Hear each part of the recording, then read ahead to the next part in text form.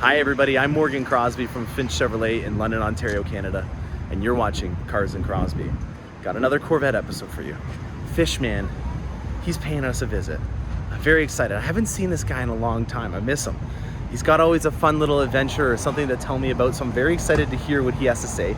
He's got that one other Corvette that was in transit. I still have the other ones that are in production, so they'll be here hopefully next week. And I've got a lot of cool things to talk about. We're gonna talk about gray today. Shadow Gray, our last one that we had, is being delivered right now. And then I also have another gray that I wanna show you guys because I haven't seen them in a while. Right over here, we've got a torch red C8. I think Fishman's just gonna park it right over here. We're gonna unwrap this one, show you guys all the cool things that are on this specific model and see what Fishman has to say. So stay tuned, we got a great Corvette episode coming your way. All right, so I'm unwrapping this Corvette with the boys here, and I got Fishman. Man, I haven't seen you in a long time. I missed you. It's been a while. What you been up to? Where you been? I've been busy. Been out West Coast U.S. They come out with these right side steering. Oh wow! So you had some of the ones that went overseas. Yes, sir. It's a bit of a challenge, to try and figure it out. Trying to orient yourself. I mean, you figure. They built it to the specs, I guess, to a person who was probably 5'5". Yeah. And there's no elbow room. Really? So now the openings, they're on the other side for these cocoons that we got here? Right. With the diapers here, as I call them, the zipper only, you can only access it from one side. Yeah. And, so you guys can see what Fishman's talking about right up here. They're only on the one side. So everything is in reverse, And, even the VIN number was on the other side? Yes. Yeah. Wow, that's interesting. And trying to straddle and find a comfortable position. It's different. It's a challenge. It's funny. Thanks a lot, Fishman. I know you're a busy guy. It's really funny because my wife was actually asking me a question on the weekend. She says, if you were ever in Europe or in Australia, do you think you could drive on the other side of the road? And she said that because she just wanted to see a car guy squirm when someone asked that. I've never done it yet, and it really got me thinking. I wonder how I could do it. And I'm just thinking out loud here, but can you imagine if Fishman had to do that with a manual Corvette for the first time? I could only imagine how much skill would be involved in trying to do that on the opposite side after doing it your entire life on the left-hand side. So that's awesome news. They're going out west. So if anyone's overseas that has a Corvette on order, they're going out there right now, and Fishman may be the one that brought it to the port for them to be then shipping it on overseas. So let's go check out this one. While they're finishing unwrapping it, I just want to show you guys this Cyber Gray over here. Now we went through that. We've got satin steel. There's Shadow Gray on an XT6. We've got the Shadow Gray on here with the nice hash marks, which got the logo. It looks good. I like the look of it. I'm sad to see the color go. Over here was one of the first grays from the C7. Actually, it was the first gray from the C7. This is Cyber Gray. Now this is a 2014. It was a 1-year color. And then it went to Shark Gray. And then we had Watkins Glen Gray, which is what I had. And it just goes to show you, they do switch around the colors. I should have parked these beside each other, but I do have this one for sale. This is the only C7 I have on the lot as of right now. They usually go so fast that I don't have time to make a video, but I will be making a video and uploading this one because it is still for sale. Good example, 2014s are round bottoms, so keep that in the back of your mind if you are looking at used vehicles. The 2014 models are not the same as the older models, or the newer models. They had a round bottom steering wheel. The radios in them were a lot of the times replaced as well. So keep that in the back of your mind if you're looking at a 14, that there are some slight differences. And the biggest difference of all, if you're looking at an automatic in that, it was a 6-speed instead of it being the 8-speed automatic. So if you're looking at the price points of these things on the used market, take into consideration that they don't have all the same specs as the 16s, 17s, 18s did. And that's something important to note because there is a little bit more value in having a 8-speed transmission on your Corvette over the 7 speeds. Sorry about that, guys. I had a flock of people come in off the street, and I find it fascinating. Some people still haven't seen the Vette yet, and they lose their mind, and I love that. It's really fun to see people's reaction. I also apologize for how this video edits together. Sometimes it's more guerrilla style, if you want to call it that. There's a lot of companies out there, or podcasters and YouTubers that do a really well produced video, but I'm always about trying to get the information to you straight to the point. None of that extra editing fluff, if you want to call it that. I just want to be like an on-scene live reporter for you guys. So lots to cover today, guys. First things first, Corvette blogger Keith Cornett was on Corvette Today podcast. It's Monday, and when that happens, there's always some good industry news. I'm very excited to get some things verified that I've heard through the rumor mill. I always kind of consider that to be one of those sources that you can really get your final say if this is something that's true or not. And they were talking a little bit about price increases today, and I thought I'd talk about that a little bit. Us Canadians up here, we don't always get the pricing at the same time. We do not have it yet, but I can make some speculations about what's going to happen based on the fact that the base price of the Corvette did go up. It's about $1,000 more. The transit or destination cost went up by $200, and then we saw about a $300 price increase in the Z51 package and also in the front lift.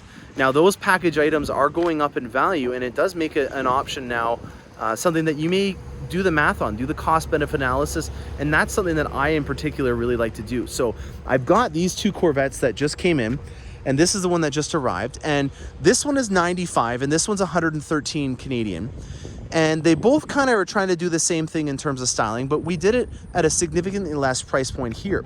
And it's going to be a really good example. This wasn't even my deal, but the salesperson and the individual that bought it came to me and said, you know, what's the best way to get the most bang for your buck on certain items? So this is really going to be a great episode to show you guys, you know, just because, you know, you have maybe a budget doesn't mean that General Motors is going to penalize you and make you feel like you're getting less for your money. I think that that's one of the best things about GM and this Corvette is they make little things like buttons on the dash that, you know, maybe you don't have. They make the dash different so that you don't have just a big blank button on your vehicle. It makes it a little bit better in terms of the styling inside of it, and you don't feel like they're saying, oh, you should have gone with the fully loaded version and we're going to make you have these blank buttons and everything on the vehicle as a penalty. I feel like with a lot of European brands, they package their cars in a way that makes it so that you kind of feel obligated to get it in fully loaded format. And I think that GM does a really good job at making it so that at any price point that this Corvette is at, it's still going to be an amazing product. So without further ado, let's introduce you to this one.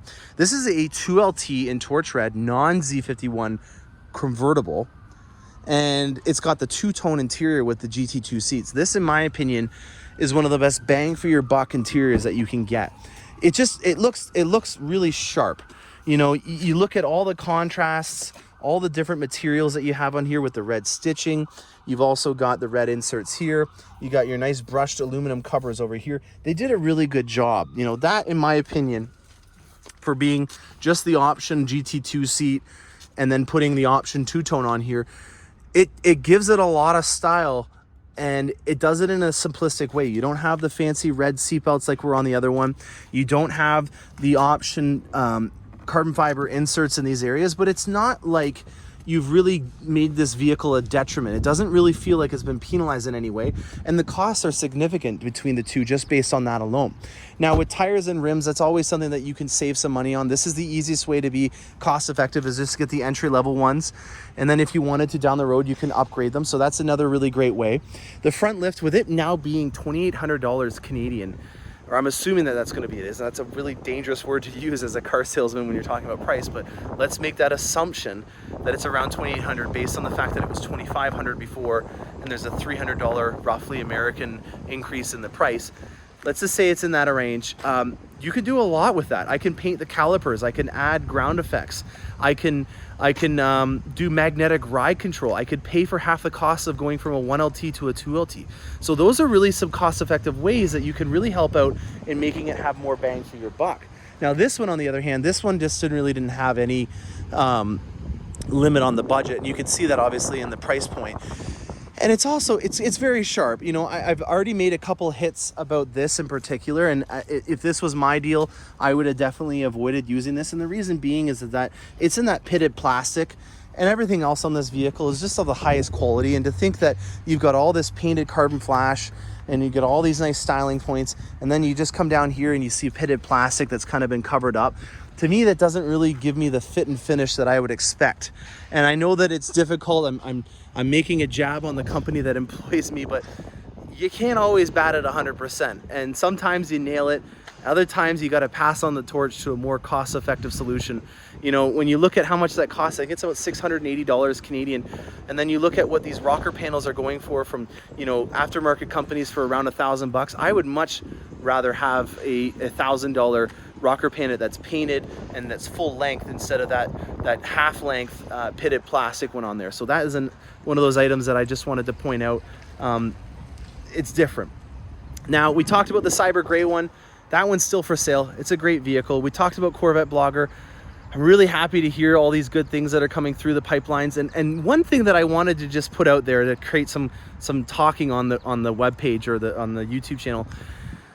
I think a lot of people are forgetting about how GM and every manufacturer, if they want to partake in racing events, they have to produce a model that they can sell to the public. And so I think with everyone speculating and asking me when the Z06 is coming out, there's two things that I want to point out. First thing is that GM is going to be losing production on the base model that they can't even keep up with if they start producing the Z06 now. And this is coming from a business approach. If you're making a product and you can't keep up with production, it doesn't make a lot of sense to be coming out with another product. So I hate to say it, but it speaks the truth because GM is a business.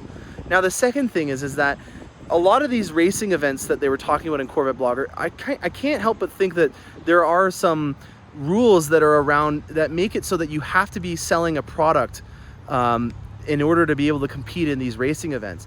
And if we've already been competing for 2 years in them and we haven't seen a racing spec model come out yet, I think people need to keep that in the back of their mind and think, you know what, hey, we haven't heard a lot. We're only hearing rumors. There was a Motor Trend article that got sent to me about 50 times from other people about how they're delaying production, but no exhaust manifold on that one. Jeez. I think that people need to consider that those are all just rumors that get spread around from the fear or the knowing that they may not get their baby or their Z06 anytime soon. But where I'm going with this is that production we need to catch up with on the Stingray first. It makes sense to me that they're going to be focusing on that, but it also makes sense that if they're going to be competing in these motorsports events, that they're also going to have to come out with a retail model for them to be able to sell. So that should be coming out sooner than later. And I don't want to give you any more speculation than that because I don't know. I honestly don't. If I did know, I'd ask for permission first. I'd say, hey, I know, but I can't tell you guys. But I honestly don't know. I'm just optimistic and as excited as you guys are to hear the news, but I can give you my insight, and that's my 2 cents on that topic. So I hope you guys enjoyed this episode. I'm going to upload it right now, and when there's more awesome Corvette content, I'll be sure to upload it to show you guys. Stay tuned and happy motoring.